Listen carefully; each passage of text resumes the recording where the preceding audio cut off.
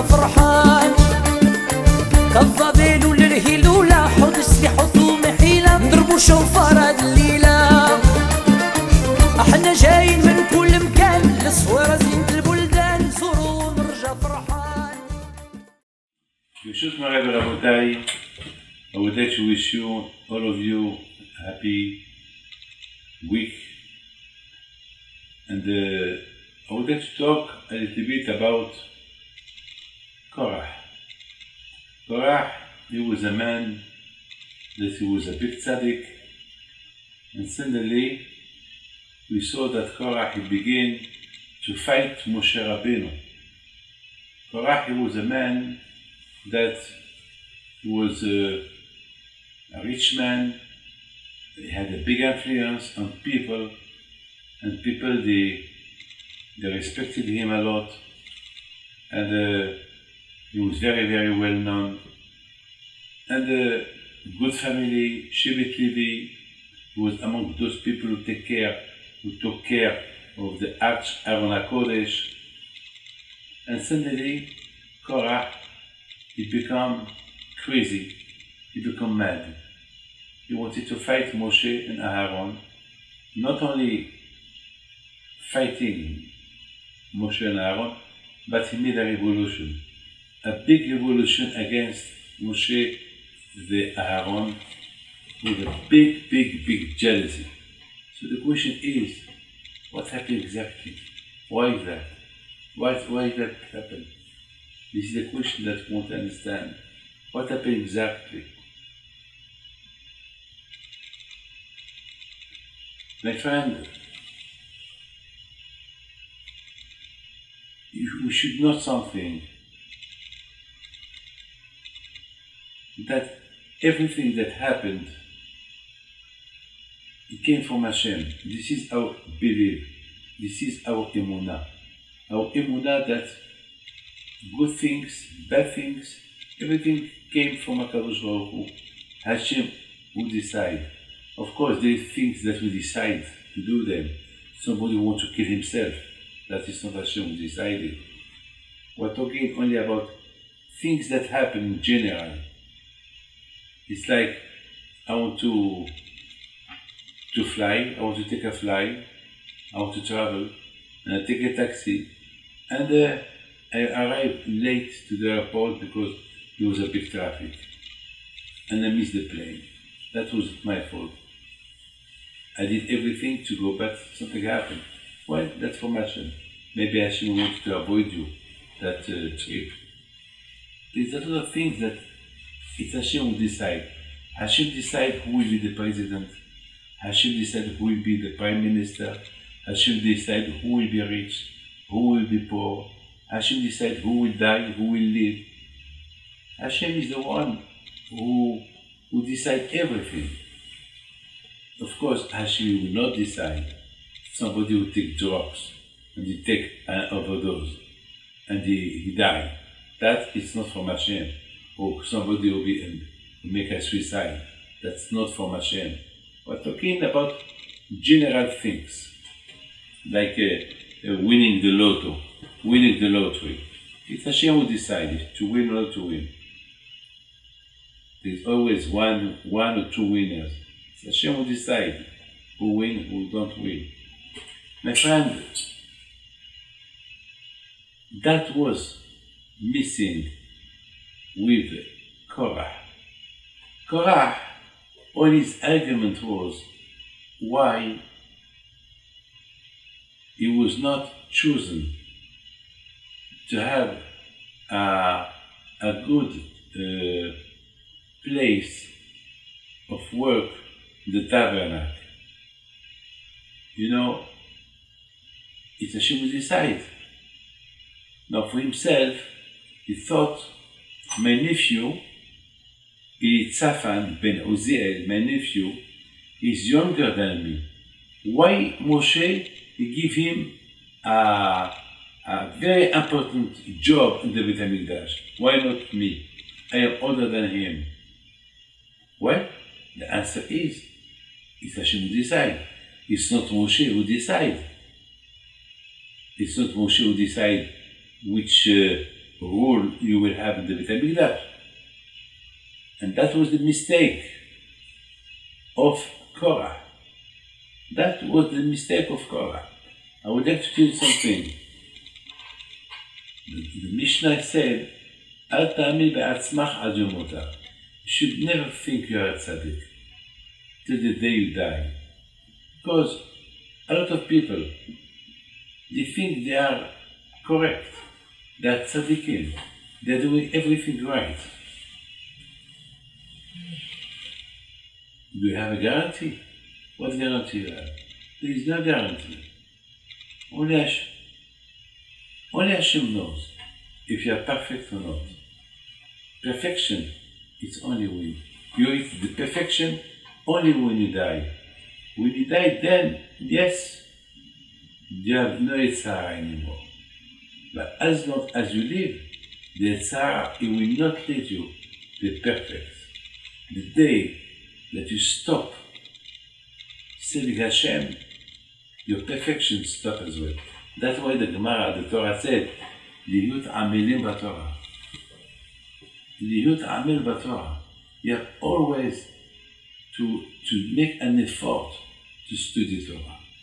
So my question is, why Hashem wants me to make always an effort to study the Torah? The answer is, because the Yetzirah always is using his strength, his kohod, his effort to put you down. So it's a fight. He fights you, you fight him back. So he fights you to put on you bad thoughts. So the only way to fight him back with good thoughts. How? Effort in the Torah. Through investing yourself and studying Torah and doing mitzvot, so you beat the Yetzirah to fight you. It's a fight, it's a live fight between you and the Yetzirah.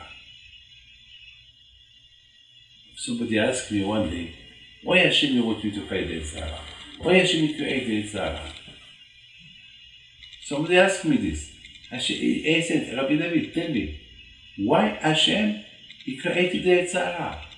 So I have to fight him. I told him, listen. Yes, so he told me, what about if he beat me, so I lost? So why Hashem did that to me? I told him, listen, just imagine you have no Yetzirah. What you be doing? You go to the yeshiva, you will study Torah, or you do business? He said, well, I was brought up as a businessman. I would do business. I said, okay, do you think you will be an honest man? He said, well, if I have no Yetzirah, I will be an honest man. So I told him, so what you will be doing all day? Business, business, business. You get fed up. You get tired from business. But in business, you need to be always excited. In life, you have to be excited. You need the Yetzirah, he brings you life. You have the Yetzirah too, who brings you joy in life, and the Yetzirah brings you life. Why he brings you life? Because the Yetzirah pushes you to do bad things. So you fight him not to do it. And when you beat him, you enjoy that you didn't do it. I told him, you know, I had a big Yetzirah one day. I had a big Yetzirah one day. He said, you, Rabbi David? I said, yes. He said, how? He said, well, one day somebody came to me, a rabbi, and he asked me, and he asked me to give him a list of some people to that they will help him for the yeshiva, his yeshiva. I looked at him. I told him, he said yes.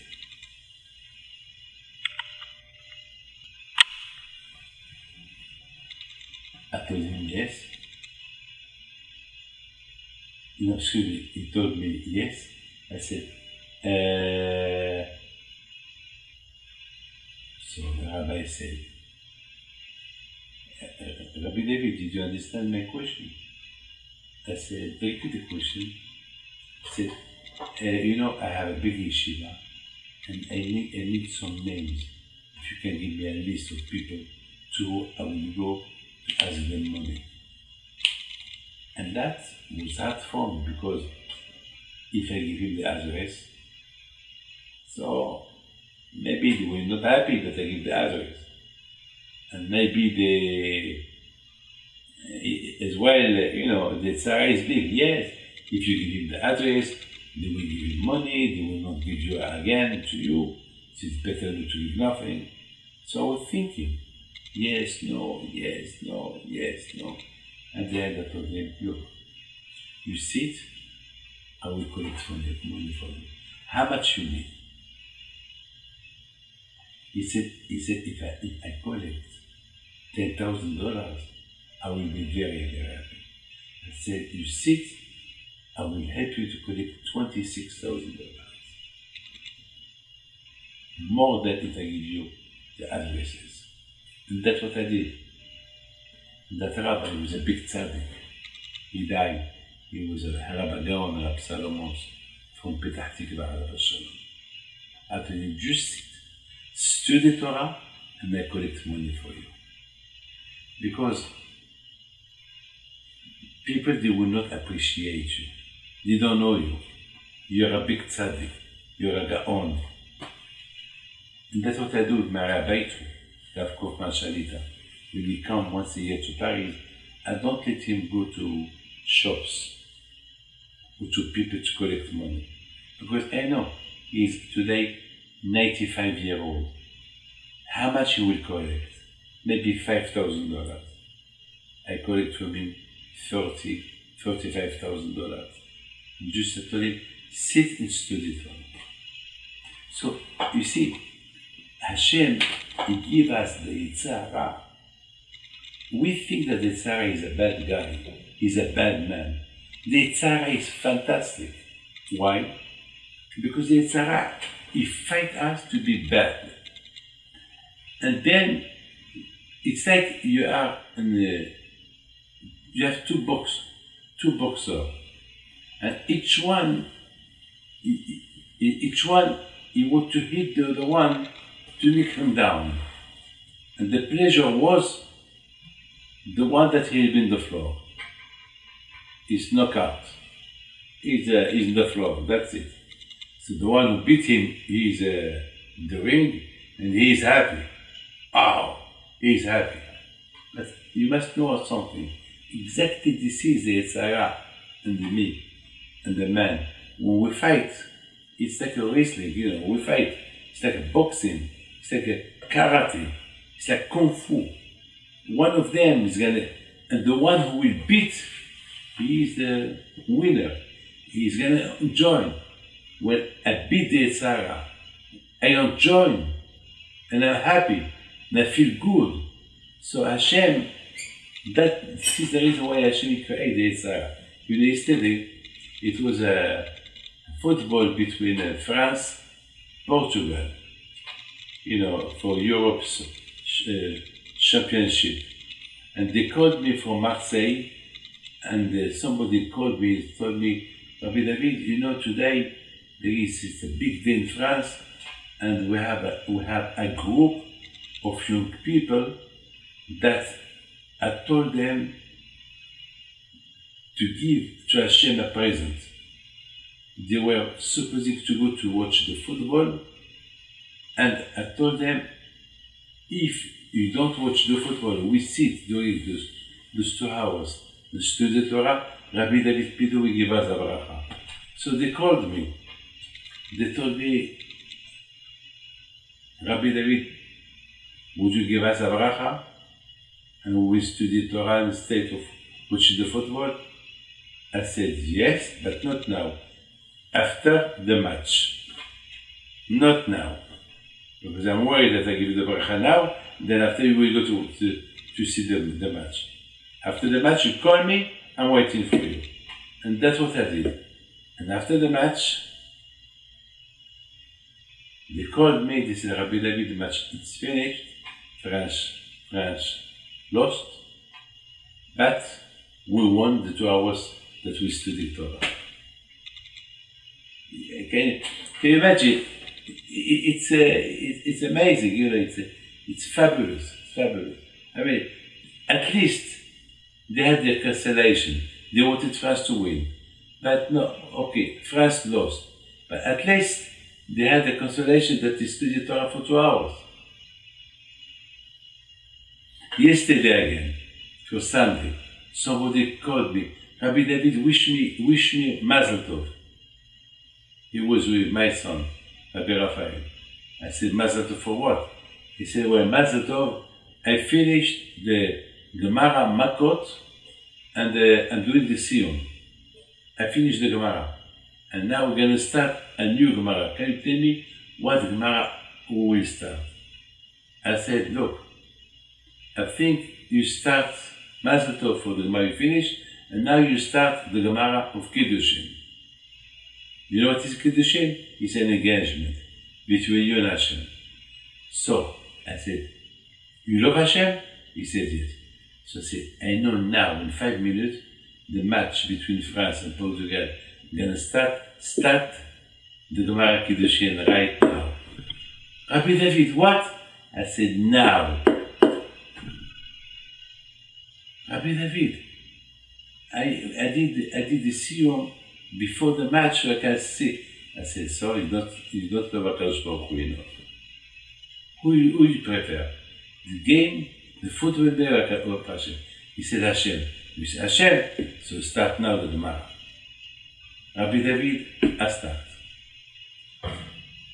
It's fabulous.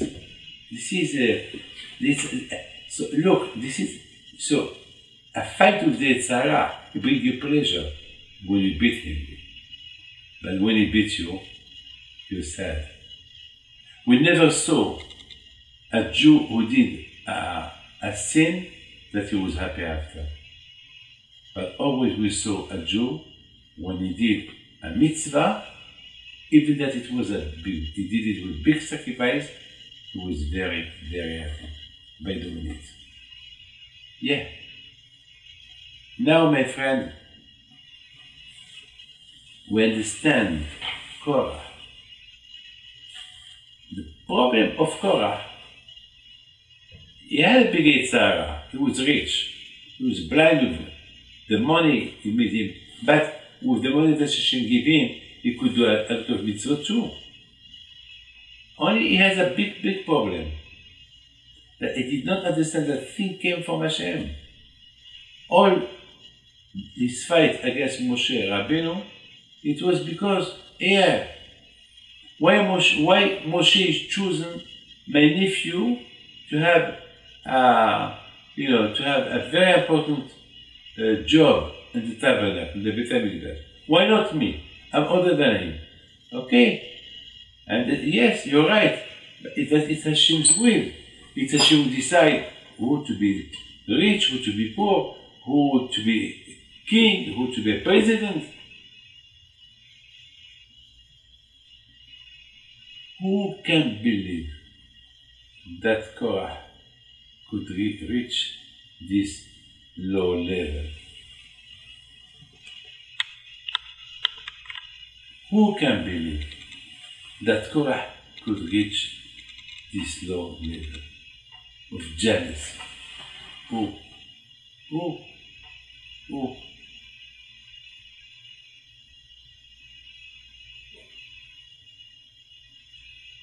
My friend, a lot of times we have problems. Why this? Why Hashem did that to me? Why Hashem did that? All what Hashem does is for the good. Never Hashem does something for the bad. Whatever Hashem does, it's for the good. And this is what you have to learn from this parasha of Korah. What we learn from this parasha of Korah, it's that Hashem is the one. Hashem is the one to decide. That's what we have to build in our mind. All all things that happen, it's from Hashem. You must have this emunah on HaKadosh Baruch Hu. I remember when I was in Morocco 2 weeks ago, I wanted to go to visit some graves of big tzaddikim. So I had two options, or going through Rabat to Rabbi Amram bin Diwan, or going through Fez to Rabbi Amram bin Diwan. The difference is that one road is short and the other one is very long. So at the beginning I wanted to take the short way. Then my wife, she said, no, we take the long way, because if we take the long way, we go through Fez, and Fez we go there to the cemetery, to some tzaddikim over there. I was not very happy. Why? Because I wanted to reduce time from traveling. I wanted to make it shorter. My wife, she wanted to make it longer. So I said, okay, I don't want to fight my wife. I said, Beseda. So we went from Brussels, we went Paris, Brussels, Fez. So we arrived to Fez, and I was not very happy, because I prefer to go from Rabat to Wazan, to Rabbi Amram bin Diwan. But I said, for Shlom Bayit, I listened to my wife. Okay. When we arrived to the cemetery of Fez, the Arab, the Moroccan man, who was a good man, really, respect the Jews, he's nice to them, and it was during the Ramadan, he was fasting, and he prepared for us, he prepared for us, all the candles that we have to light, and he told us, it's good that you came today. So I said, why? He said, because today is the Hilula, is the anniversary of a big tzaddik, Rabbi Yehuda ben Attar. A big tzaddik, and no one came today. Rabbi Yehuda ben Attar was a big tzaddik. So I was happy. I said, Baruch Hashem, that Hashem made me, that instead of taking the short trip from Rabat to Wazan, Hashem did that I come through Fez to Wazan. It was a long way, but it's the Hilul of a big tzaddik. A big tzaddik. There is a history about this tzaddik, that one of the king of Morocco, they came to talk bad about the tzaddik to the king of Morocco. They told him, Rabbi Yehuda ben Attar is a bad man. They talk bad about him. So the judge decided to throw him to the lion. And they threw him to the lion. And the king of Morocco at that time, he was very sad, because he knew that Rabbi Yehuda ben Attar was a big tzaddik. So the next day, the king of Fez, he asked, so can you send some people to see if there is any bones left of that rabbi, at least to bury them? And they said, okay. And they went to the place where the cage, where the lion were there, and they saw Rabbi Yehuda ben Attar alive, sitting, learning Torah. And the lions were sitting around him. Pa. So the king, he punished those people who spoke bad about him, and he delivered Rabbi Yehuda ben Attar. And Baruch Hashem, that day I went at the Zehut to pray in his grave. So sometimes Hashem has good decisions. We have to believe that all kind of things came from HaKadosh Baruch Hu. This is something that we have to know. Everything, Kol B'di Shamayim. Yeah, Kol B'di Shamayim. There is a beautiful story, I don't know if you know it, about Rab Chaim Yosef Zonfeld, Alav Shalom. This Rab Chaim Zonfeld, one day he had a dream that his grandfather told him, tomorrow you buy the lottery, buy number X, number 1, 2, 3, 4, and you will see you will win. The next day he woke up. He said to his wife, today we will be millionaire. His wife, she told him, millionaire? Yes, millionaire. How? I had a dream with my grandfather. He told me, if I buy the lottery, this number I win. So his wife, she told him, look, today, you don't know from which kiosk, which shop you will find this number.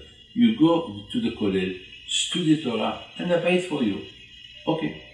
She went, she bought it, and when Rab Chaim Yosef Zonfeld came back to the yeshiva, to the house, she asked him, no, Rab Chaim, how was your study today?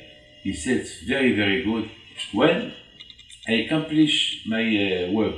I bought you the ticket of the lottery that you wanted with the number that the dream that you had was a fabulous dream. I found it. A few days later, he heard the numbers were won. He was so happy. He went to the kiosk and he told the owner of the kiosk, hey, Moshe, I won the lottery. Yes?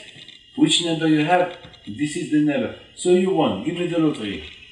So he gave him the lottery. Oh, you won. Oh, but there is a problem. What? You didn't stamp the lottery. Because when you buy a lottery, you bought it, there is a stamp next to the door. You didn't stamp to make it official. So you lost. So I lost. You lost. Okay. Thank you. Bye. Hey, Chaim. You're not angry against your wife? You will not fight your wife? She made you lose money? No. I'm going to go back to the college to study Torah. But look what your wife she did to you. So he told him, my wife? What she did to me? Nothing. But she made you lose. She did. I told her to stamp the ticket, and she didn't do it. But if she didn't do it, it's not her fault. Maybe it's Hashem. He didn't want me to win the money. Because maybe if I won the money, I will be rich, and I will not study Torah.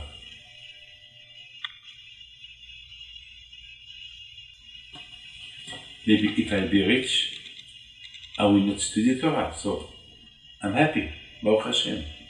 No problem. It's a fabulous story. That means if Hashem wants you to win, you will win. So he said, the same grandfather came to tell me, if you feel this number, you will win. If really you want you to win, you will come back again to me and tell me the number. But never met. Baruch Hashem, I won. That I'm not angry. I will not fight my wife. And I will go back to the yeshiva. Because can you imagine if I win the money now, I will be jumping, dancing with joy, and I will not go to study Torah. Now, I'm happy. Yeah. My friend. I would like to tell you this.